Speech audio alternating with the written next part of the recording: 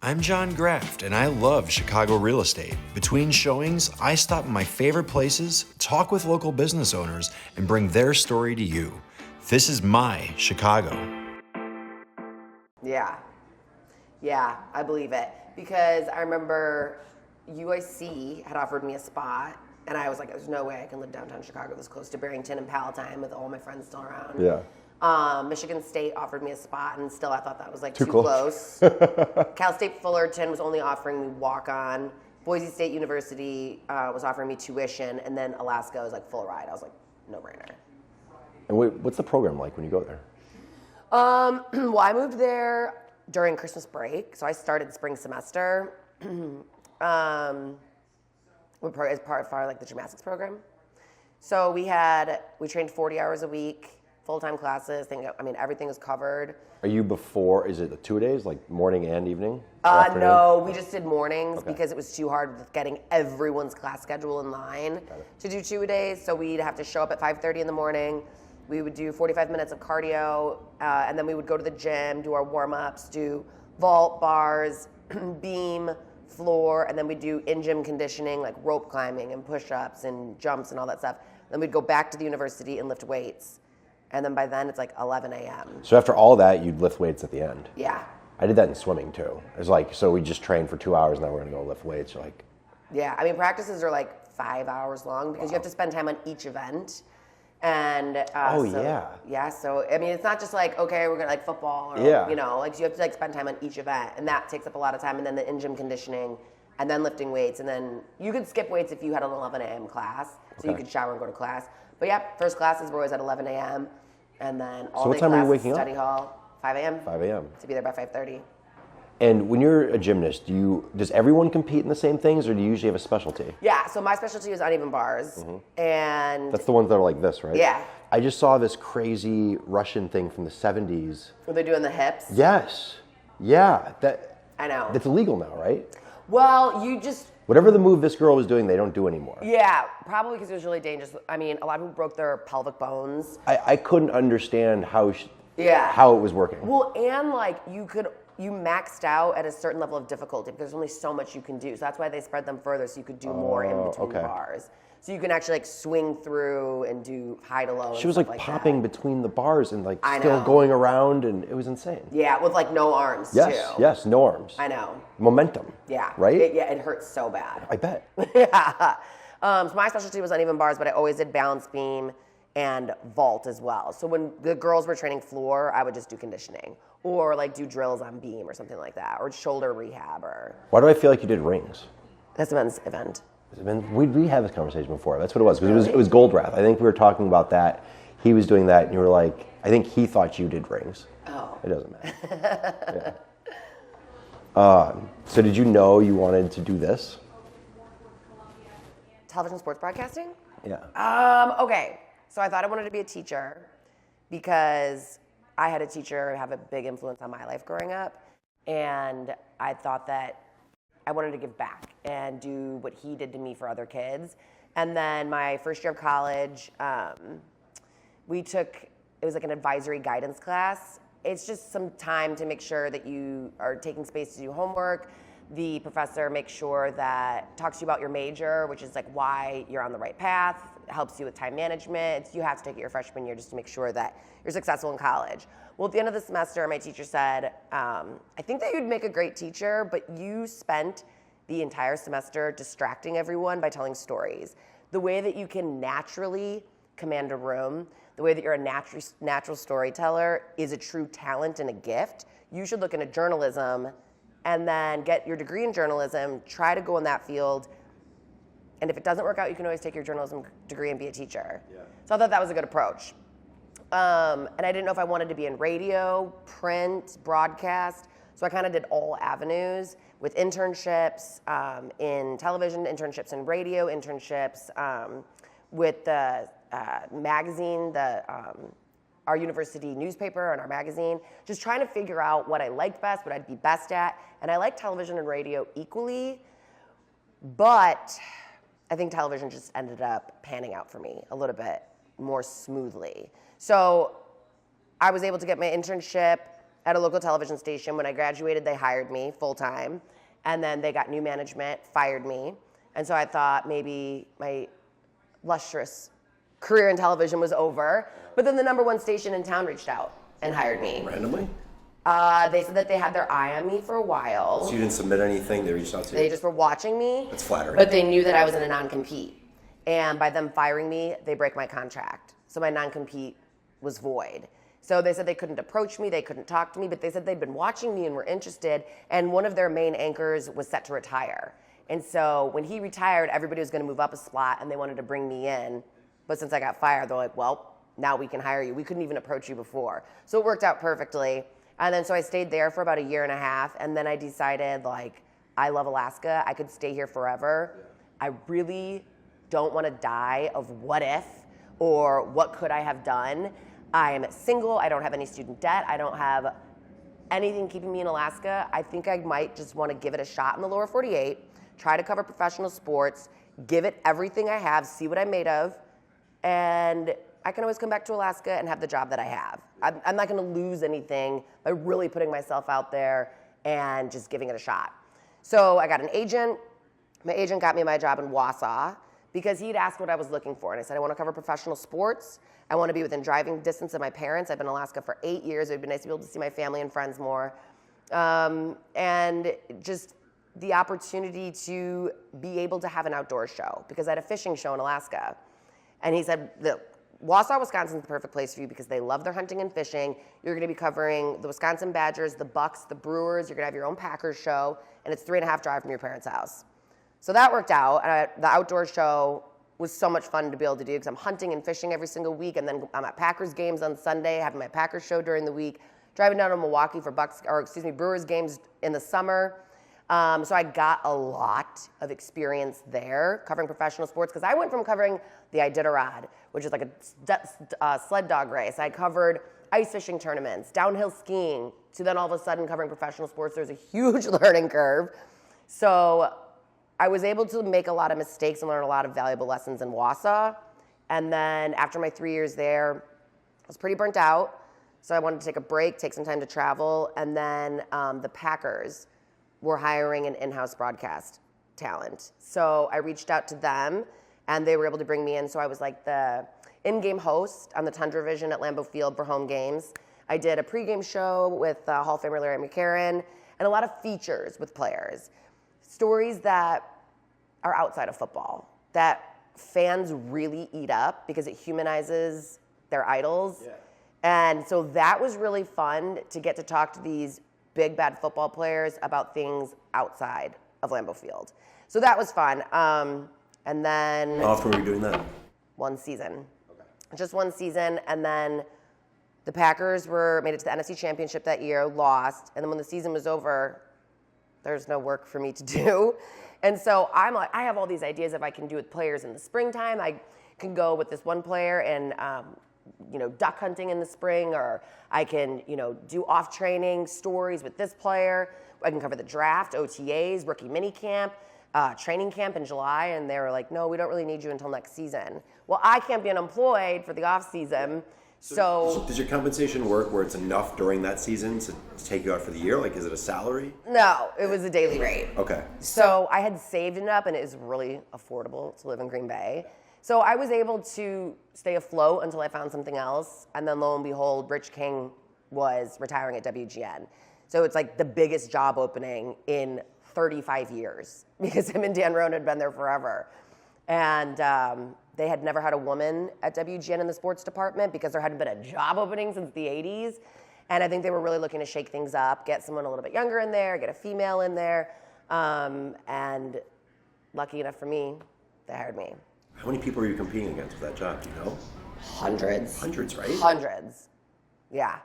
I think it helped that I'm a Chicago girl. I think it helped that I have all this outside the box experience with my outdoors stuff. I think it helped that I worked for an NFL team because whenever someone in this industry gets hired, it's always, your first question is asked, where did they come from? Because it kind of stands for their experience. Well, if I didn't have that one season with the Packers, which is just 5 months, the answer would have been Wausau, Wisconsin. And I wouldn't have been credible enough to be able to make the move to Chicago. But because I had that time with the Packers, it's, she's coming from the NFL. She was an NFL employee. So while I had the experience and the talent, granted, still the learning curve coming to Chicago was really big. It was nice to be able to come from the Packers to Chicago. It wasn't a welcome title to say where I'm from, obviously, with the NFC North rivalry. But it worked out for me. When that guidance was a guidance counselor in college? Yeah. How old were you? What year in college? I think I was a freshman or a sophomore. So they recognized it early. Oh, yeah. And you were like, this makes sense. It made sense. Yeah. And I looked at the class schedule that I would have to take as a teacher and the class schedule that I'd have to take as a journalism major. And I'm not saying that I don't have a good education, but it was much more feasible for the way that my brain works to be able to get a degree with a journalism major. And I really enjoyed the classes because it's fun. Yeah. I loved getting to take home a recorder and put together a radio broadcast as my homework, as opposed to reading a textbook, writing an essay, and taking a test. My brain works differently. So I was that much more successful as a journalism major than I think I would have been getting an education major. The classes were really outside the box and fun and interesting. Like I said, we're putting on radio broadcasts. I'm taking a camera. I'm learning photography skills, editing skills, copy editing. So you do the whole spectrum. Yeah. So you work with the camera, you're working with the equipment, all that too. Graphics design. Nice. Okay. I learned how to write a web article for my story that aired in broadcast. I mean, everything that you do. I wasn't sure that I wanted to be in sports. I think because at that time, it wasn't common for a female to be in sports. So I thought maybe I wanted to be a news reporter or weather. And then during my internship, thank God my news director was like, let's just put you in every single department and see what fits best for you. Let's put you in the booth directing a newscast. Let's put you in the meteorology department. Let's send you with the photographers, the editors, news reporters. Let's put you in HR, sales. And halfway through the summer, he said, I noticed you're spending all of your breaks in the sports department bullshitting sports with the guys in there. You are a natural. Yeah. Why don't you spend the rest of your summer in the sports department? And it hadn't even crossed my mind that I would be allowed to. I don't know why. And my news director said the first female sports broadcaster in the history of Alaska, and there's only been one, was Sarah Palin. You would be the second in the history of Alaska. So let's take a step up from there and let's get a female in the sports department. And it was funny because I was out in Nome, Alaska, which is about 1,000 miles from Anchorage, covering a snowmobile race. It's a 2,000-mile snowmobile race. And her husband... 1,000 miles? How long does that take? It depends on weather. You have to refuel? Oh, yeah. So there's different checkpoints throughout the wilderness of Alaska that you stop and refuel, that there's mandatory stops that you have to rest. And then the halfway point is Nome, Alaska, where you have to take a mandatory, I think it's 48 break. Whoever makes it there first gets $10,000 in gold nuggets, which is just like an interesting prize to win. It's very Alaska. So Alaska, because Nome is like the gold dredging capital. And so I was in Nome. They have to replace parts of their sleds, and they get rest, and they see their family. And Sarah Palin's husband, Todd, was racing in it. And so I'm standing in the garage getting video, and I look over, and she's standing next to me, and I said, hi, I'm Lauren. I just want to introduce myself. And she said, I know exactly who you are. You're the second female in the history of Alaska who's ever been a sports broadcaster. So it was nice that she recognized that as well, that piece of history. Did you know, or were you doing outdoor stuff before you went to Alaska? Like, were you ever hunting with your dad or brothers or anything? Not really. I think being from Barrington Hills, as you know, is very woodsy. Yeah. But no one's doing, like, not a lot of people are doing outdoor stuff. They're it's very not. funny because you get older and you realize, like, we grew up around woods our whole life, but... I never went duck hunting. Yeah. I never went, nothing. What's the hunting place that's real close to Barrington Hills? I don't know. I never went. Yeah, I went there. I've never been there. But it was right there. Like, it was available to us the whole time, but I never knew anyone that hunted or fished or did anything like that. I don't think I liked it either when I was younger, but I don't think I had the right experience to do it. We didn't either, but I remember we used to go up to this resort in Wisconsin all the time, and I was always really interested in fishing because I would beg my mom to stop at a bait store on the way there every single time we went up there. and then I would find a stick, and I would dig through the beach until I found some old fishing line. I would tie it on the stick. I'd find an old rusty hook, jimmy rig something, put the worm on the hook, and go and jig at the end of the dock. I would catch turtles. I would catch all kinds of fish, and I just thought, like... You liked it. Oh my gosh, I was obsessed with it. And my mom would be like, don't you want to go swimming at the pool? Or we can go, do all these things that the resort had to offer, and all I wanted to do is fish. And my grandmother was a big fisherwoman. She used to tell me stories about how she used to go to the edge of Lake Michigan and cast and catch coho salmon. And she was the only female that would be out there. So she'd walk up in her bikini top and her high top shorts, and there's all these men lined up to fish. And she'd be like, excuse me, gentlemen, and she'd get the best spot. And then she'd catch her limit and walk away. So when we'd go visit her in Florida, she would take me fishing a lot when I was a kid. That's really the only experience I had. And so when I moved to Alaska, I knew I'm asking everyone to take me fishing. I want to fish as much as possible. And then when I got my fishing show, I'm going every single week, whether it be deep sea fishing for halibut and rockfish and king salmon in the ocean, or fly fishing for rainbow trout, or even with a 7-weight fly rod catching sockeye salmon. Every kind of fishing under the sun. You're so intense.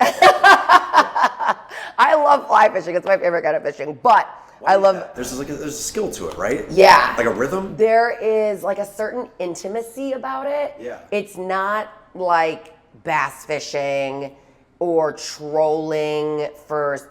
What's trolling? Trolling is when you're in a boat and you set the lines with the downriggers and you try to find a current and you just drive around until the rod goes down.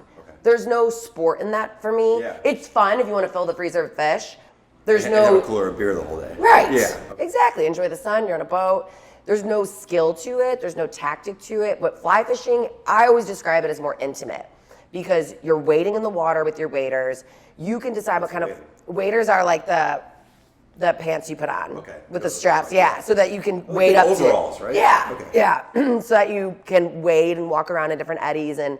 So the water's going up, so it's like tucked in your boots or something, or how does that? So they're like booties that you put on. So the boots are part of it. Yeah, and then you put on your boots over it. Okay. So that you have traction in the bottom of the river. So yeah, so no water can get in. And it's almost like you're seeking out the fish. There's so much strategy to it. There's so much technique involved.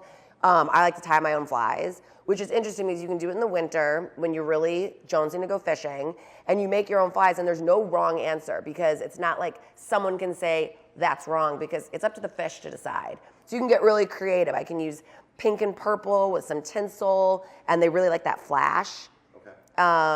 And you can get creative with it and try different things. All those lures are always like luminescent colors. Yep. Yeah, because underneath the water of a piece of sun catches the makes flash. sense. It's gonna shoot The it fish out. really like it, and it catches their attention, and then they'll strike. So, and then where the cast itself is like learning a golf swing. It is frustrating. It's, I would say frustrating.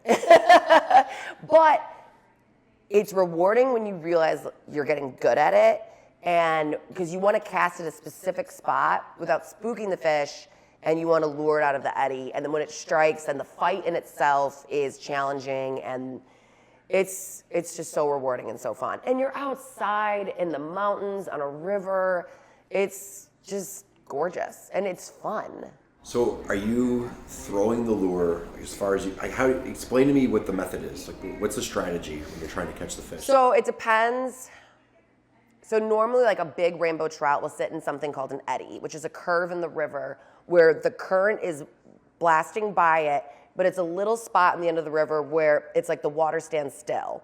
And they kind of tend to hang out in there and watch for food to go through the current's current. going all around them, but they found this little area where... Right on the edge of the river, yeah. So if I were to walk on that side of the river, I would spook the fish and flush it. Yeah. So what you want to do is stay on the other side of the river and cast. So are you upstream or downstream? I would say upstream. Yeah. So you want to cast to the other side of the river so that the current takes it by the eddy and hopefully the fish comes out and strikes it. Tempting them with it. Yeah. Okay. So sometimes you can, when you have polarized glasses on, you can see in the water, you can see a fish. See the fish, okay. Mm-hmm. And so sometimes you're like, why are you not biting my fly? So you can change out the fly, try to lure them with different things, and sometimes they'll strike on the first time when you switch out a fly. Don't know why, but then I'll remember, okay, the weather was this day, there was this amount of sun exposure, because a lot of times flies can look different under the water depending on the weather. So you kind of have to keep note of what they like, on what fly, on what day, what time of the year, what the weather was like, and then you just kind of keep track of that and go explore and have fun. When I think of Alaska, I don't think of fly fishing. I don't know. Really? I don't know enough about Alaska. I just think everyone thinks it's cold, right? And I've been to Alaska 3 times, to be fair. Yeah. But I've been there when the weather's nice and it's warm, but it's, 3 months out of the year? I would say it starts to get nice in May. Okay. June is summer solstice, so you get a 24-hour daylight. July is like one of the best fishing seasons. August is fall. September, it's starting to get cold. First snow in October. So you have 5 good months. About, yeah. More? I would say June and July are by far the best months. And it can get as warm as 80 degrees, I would say, in the Anchorage area. Up in Fairbanks, it can get up to, 95. But normally it's like in the 60s. So, yeah, I think you think of Alaska, you think of like a snow globe, but the summers are so, because you get 24-hour daylight, the greenery and all of the everything on the mountains with the berries and the trees and the brush, it gets so lush. And there's a lot of rain too. It's just so beautiful. And the rivers are glacial fed, so they're that aqua blue. You gotta be careful of bears, obviously, and moose. But it is like one of my favorite places to adventure because you can go camping and not need a flashlight because it's 24-hour daylight. You can get a midnight tea time if you're into golf. You just got to watch out for bears at night on the golf course. There's just so much to do, and it just offers so much. Have you had any encounters with bears or moose? Oh, yeah. Not moose, not that bad. Stalked by a bear a couple times. What does that mean? So he's on your scent. We probably had a cub. I didn't think about that. So Yeah. they're following you. Mm-hmm. So we were doing, I think it was like a 5-mile hike into a canyon to go camping for a couple of days. And the bear probably smelled our food, or it was trying to protect its cub, and we were a threat, and was stalking us on the ridge of the mountain as we were hiking the whole time. And we didn't want the bear to know we were camping, even though the bear's gonna figure it out, because we're gonna have food out, beer, loud. So we just had to shoot in the air a couple times with a gun to scare her off with her cub. So when you're in that situation, do you always have a sidearm? Yes. Available and easy? Oh, yeah. Yeah. Oh, yeah, and bear spray. Yeah. But yeah, you have to. Crazy mace? Mm-hmm. Yeah, it shoots like 15 feet or something. I would rather have protection with a gun than bear spray, but you have both. Okay. And, you want to shoot in the air to scare off the bear. Okay. You're not just going to start blasting a bear because it's stalking you. What are you keeping as a sidearm? It depends on 45 usually, Yeah. because that's big and strong enough and it's loud enough. Yeah. So when you got to Alaska, who taught you how to do these things? How'd you get into that culture? I quickly made friends with the outdoor club because I knew that these were people who had planned adventures to go do things, who were experienced outdoorsmen, because I didn't want to just ask any Joe Schmo to take me in the wilderness and teach me. You might never come back. Exactly. So I became friends with the outdoor club, and I wasn't able to be part of the outdoor club because being a student athlete was my full-time job. Yeah. So yeah, I just became friends with them, and I would tag down a lot of their adventures, and they were super experienced and taught me how to be safe, taught me how to spot locations for camping, taught me how to set up hikes, taught me how to be a successful fisherwoman, all the ice climbing on glaciers, all those different things. So it was a planned club, and then they ended up becoming kind of like my group of friends in college. Do you have people that want to go with you to Alaska now? Every single time. Yeah. Every time, yeah. Because I think I'm such a fan of Alaska and I love it so much. I want to advocate for the state. I know I bothered you. Well, yeah, I'd always say anyone is more than welcome to come with me. And I feel like at first people weren't really taking me up on that offer. And then I started having people, I'm like, look, just book the ticket. You don't want to be saying, oh, can I come with you in 10 years from now? Yeah. You're going to want to say, I loved it so much, let's go in a different season next time. Because going in the winter is completely different from going in the summer, and you've got to go for both seasons to experience both of the luxuries that the seasons have to offer. So what are you doing in the winter? So I usually go up every March for the start of Iditarod, and it's because it is Alaska's Super Bowl. It's a 1,000-mile dog sled race, and Anchorage celebrates the start of the race with a winter festival called 𝗕𝗢𝗢𝗞𝗦. All of the Alaskan natives come in from out the villages and They have this huge festival where you can buy all kinds of really unique furs. That's why it's called the Fur Festival, 𝗕𝗢𝗡𝗐. And it's just like a celebration of Alaska culture. There's tons of different ways that the natives can celebrate their culture, and it is so fascinating and so unique, and it's a beautiful way for them to be celebrated. And the festival lasts for 2 weeks, and there's every single day different things. They set up a carnival right on 4th Street. They shut down downtown. They bring in snow to fill the streets, and you can do a race called Running with the Reindeer, where they release the people who are running, and then they release the reindeer on the streets of downtown Anchorage. That's so cool. And you're running, and reindeer are chasing you. Wait, so it's like a bull run in Spain, but this? But with reindeer in the streets of Anchorage. I mean, reindeer they can be dangerous, right? They just run, like, they're just around you. Yeah. And then they kind of corral them at the end of the race. Does that startle them? Or do they ever get rambunctious? I mean, you have to be careful. So a couple of my friends from Chicago came up with me a couple years ago to do it. And they're like, this is like a roller coaster, right? Where it's scary, but you're for sure safe. And I was like, no, I can't guarantee safety. Look where we are. Well, we're in Alaska being chased by reindeer in the middle of the streets of Anchorage. I cannot guarantee your safety. We'll probably be fine, but that's the thrill of it. And so they loved it. It was so fun. And then you can go take a little dog sled ride, have like the doggies pull you in downtown Anchorage in a park there. There's all different ways. So is that easy to do? Like if you want to just take a dog sled ride? Yeah, you just go up and wait in line because they're just taking you in a circle around the park. Yeah, Let's say you wanted to go it's part of the festival. Could you go for a real ride outside Oh the yeah, festival? you can do it as tame or as intense as you want. You can drive out of Anchorage and just go for a ride through the mountains. You can get helicoptered into a glacier and take a dog sled ride through the glacier, through the ice crevasses. You can do it as amateur or intense as you want. And I've done almost all of them, and I never get bored of it. It's so fun. You're one of the few people I know that when I talk to you and you just came from a trip, you're like, we did this adventure. Yeah. Everyone's like, I went on vacation here. That's how I describe trips. I'm like, it should be an adventure. Like, vacation's one thing. Yeah. If you want to go sit on the beach, that's great if that's your prerogative. But it's nice to do something fun and exciting and different. Experience something that pushes you outside of your comfort zone. If I want to sit in the sun, I can do that on a rooftop in Chicago. That's my thought. Yeah. So if I'm going to go somewhere, like for example, I went to Cabo a couple months ago for a wedding. And so I was like, really told myself, I am going to focus on relaxing. I'm going to focus on just doing self-care and having fun and not pushing myself to the limit. Of course, I sought out spearfishing. I went to town and sought out spearfishing. I went actually spearfishing in Australia. Okay. So I'm a pretty strong swimmer. And it just took some practice. But my point is I can't just go on a trip to relax. I've got to do some sort of adventure. I've got to push myself. I want to have fun. I want to experience things. I don't think relaxing is fun. I don't think it's like I have a hard time sitting there. I can sit on a couch or in a chair and read a book for 3 hours. That's fine. If I'm going somewhere, I don't want to do that. Yeah, I want to experience the culture. I want to eat the food. I want to go see all the things off the beaten path. I don't want to go to a museum.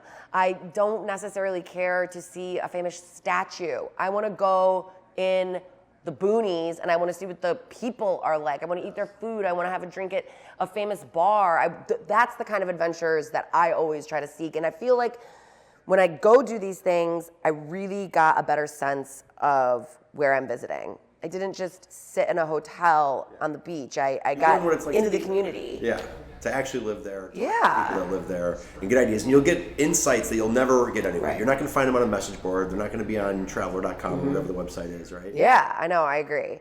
And I feel like to each their own with travel, but I'm the adventurous type.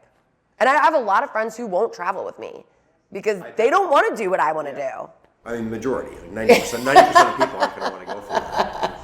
So, I mean, you're doing sports now, but you just lit up so much. Would you prefer to be doing that? It's so funny. I've had a lot of people ask me that because actually WGN gave me an opportunity to do an outdoor show once. And it was so much fun to do. It got nominated for an Emmy. It was a total hit. Everyone loved it. And I remember my news director asking me, if this is something that totally takes off, this would be your full-time job. And I don't know if we would be able to take away from the sports department because the sports, being our weekend sports broadcaster is your job. But if this side avenue ends up taking off, what you know, so I had to do a lot of self-reflecting, a lot of soul searching, and I have never been able to decide which one I would rather do, because both have their perks, both have their downsides. I'm passionate about both. I think it would just have to depend on the opportunity. I feel like sports, I mean, you have true fans, right? So there's people that want to watch you every week. They want to listen to you. They want to get your insights. And a travel show, while it's broader, it's not going to have the diehard fandom that you have in sport. Right. Is that fair? With the outdoors, there's avid hunter and fishermen who just, that is their bread and butter. That they watch YouTube videos. They're always watching the Outdoor Channel. They're always talking about hunting and fishing. They're part of clubs. So there are people who I would say are as diehard as sports fans, but for the outdoors. Obviously a smaller fan base because you have, 80,000 people at a football game versus, you're not going to go hunting with more than a group of 10 people. Yeah. If it's a hunting party, it depends. But yeah, it is, because you want to have the least amount of impact in the woods or the river as possible. When you're hunting, what are you usually hunting for? Everything. Mainly, I think the biggest game I've ever hunted for is I have an 8-point buck in my living room. So from deer to ducks, pheasant, turkey hunting is probably my favorite thing to do. Why? Oh, it's so fun because... It's like be the most boring. Oh my gosh, no. No idea. Yeah. Completely ignorant. Okay, so every type of hunting has a different approach. A lot of it is sitting and waiting, which, of course, takes patience and skill and strategy. But with turkey hunting, there's 2 different kinds of turkey hunting, and I like to do both. So you have to do a lot of scouting on the land. Turkeys sleep in their roost in trees. So they sleep in trees? Yeah. I didn't know that either when I first started turkey hunting. I didn't know they could get in trees. They can only fly about that much, up to the tree and down from a tree. So you have to scout the land and try to figure out where they're stooping. And then from that point, you have to figure out where you're going to set up a blind to have a good advantage, because you want to be in the blind by the time they come down from their stoop. Because if they come down from their stoop and then you try to go to the blind, you spooked them and they're gone. So you're getting super early, I imagine. 3 in the morning, you want to be in the blind by 4 in the morning, and it's cold. I mean, you spring hunt for turkeys, so there's still snow on the ground. So you got to set up the blind days in advance. It's in spring. I would think it would be in fall. No. You know what's so frustrating? Fall's deer hunting. Every time I'm deer hunting, turkeys just walk by in front of me. Every time I'm turkey hunting in the spring, deer just walk by in front of me. I'm like, isn't that how it goes? So you want to be in the blind before the sun comes up, because right around the sun coming up, right around when the rooster crows, you see the turkeys fly down from their stoop and they start pecking around, and you use a call. And it is an instrument that you use, and it sounds like a female cluck. And you can call the males into you.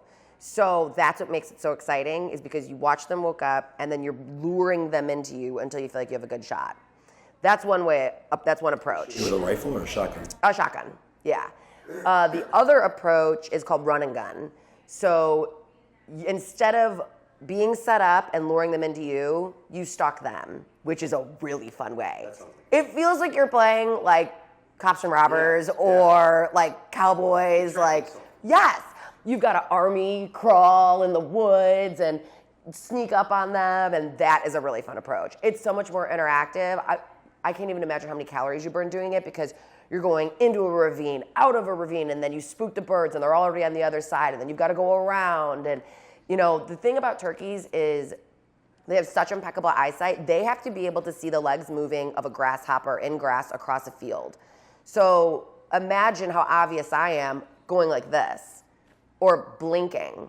You have to wear sunglasses to cover the fact that you're blinking. Yes, they can see you blink. If they can see a grasshopper's leg move, fully, head to toe. Like face and everything. I have a face mask that covers, because I don't like to put the paint on my face. Hat, glasses, everything. Jeez. And then you basically have to, if you lean up against a tree, you have to stay still, and the only thing that can move is your trigger finger. Because they'll see from across the field and they're gone. Okay, this all makes sense. See what's fun? Yeah. And then if you shoot the bird, I mean, turkey meat's not that good, but if you make turkey jerky out of it, and I taxidermied my bird with a full mount, it's hideous, but I'm proud of it. Do you quarter and everything too? I know you got somewhere to be. You gotta go. No, it's okay. Oh yeah, I do have to leave soon. Just get up and go when you're ready. Okay. quarter them. You mean like fillet them and do the field dressing? I do all my own field dressing, and I harvest 100% of every single animal that I hunt. Really? Yeah, so for... Ever? Yeah, just because I don't believe in hunting to be a sport. Yeah. I believe it to be conservation. And so I always will harvest the meat, and there's not a single piece of the animal. Is someone doing that for you, or are you doing it? I'm doing all my own field dressing. Yeah. I even dabble a little bit in my own taxidermy. Okay. So, I feel like you're a mortician if you're doing taxidermy. It is strange, and there was a really big learning curve, and taxidermy is an art. I'm not an artist, I learned the hard way. But so, for example, my buck, I field dressed it myself. I took the hide and brought it to my taxidermist. I mounted the head. I left the organs for the wolves. I didn't even want to waste the hooves. I made a coat rack. What? A coat rack out of the hooves. So in your house, you put your jacket on a deer hoof. Yeah. How does it secure to the wall? So my taxidermist put a rod beam through the bone so that it's sturdy. So cool. Yeah, my taxidermist is an incredible artist. So him and I walked. You know how funny this statement is? I know. My friends are like, of course Lauren Magiera would have a taxidermist. So he is such an artist. He doesn't want to just make anything for me. He wants it to be sentimental and special. So him and I walked my favorite stretch of the Wisconsin River, and he said, take me to a spot in the Wisconsin River where you caught a fish that you really cherished, that meant a lot to you, or take me to a part of the river that is sentimental to you. So we're walking up and down, and he's finding these big pieces of wood, driftwood, that's on that stretch of the river, and then he used that wood to mount the coat rack on. So it makes it special from, every single piece of it is special to me and sentimental. So it does not fit in my Chicago apartment, but I don't care. Yeah. It's like rustic chic. Do you like living in the city? I've adapted really well because I always thought that I was a city girl until I lived in the mountains. And then I always thought I was a mountain girl until I lived in the country of Wisconsin. And then I thought I was a country girl until I moved to the city of Chicago.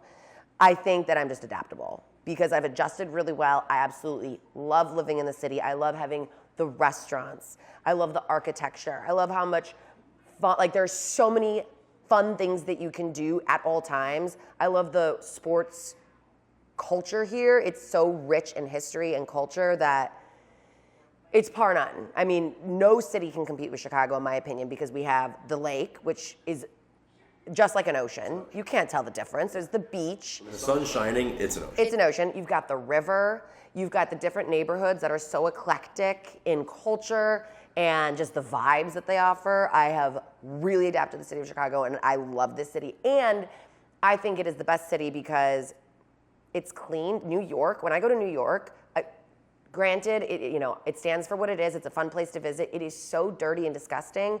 I come back to Chicago, and it feels so clean. LA is so pretentious. Chicago is a big city. LA is not a city. It's just like a sprawling suburb. Right. It's so they've spread. annexed in all the areas around it to make it as big as it is. Right. It's all manipulation. New York, there's no alleys, so all the trash is on the street. Yeah, the rats. Summer's the worst time. I love New York in the fall. I love going there in November, October. I think it's the best time to go. But when you live there, you're like, how would you make this happen? And there's so much happening with the density. Like, what do I need to make? Like, how many millions a year to really make this comfortable? To make it anywhere near comfortable to here, because we don't have the density here. We have longer blocks. We have alleys. Because we burned down and rebuilt, we did it with a better plan. Yeah. I'm with you. I think New York's an awesome city, and I'd go there for the right opportunity, but I have to make like 3 times what I'm making now. Exactly. To even make it to work. be crammed. Yes. And one thing that I always say is my favorite part about Chicago is the people, because even though we're a big city, there's still that Midwestern core value. And they're so kind. Not everyone, but you're generally still have those Midwestern quality values that I appreciate. Okay, I gotta go. Let's end on that. Thanks for doing this.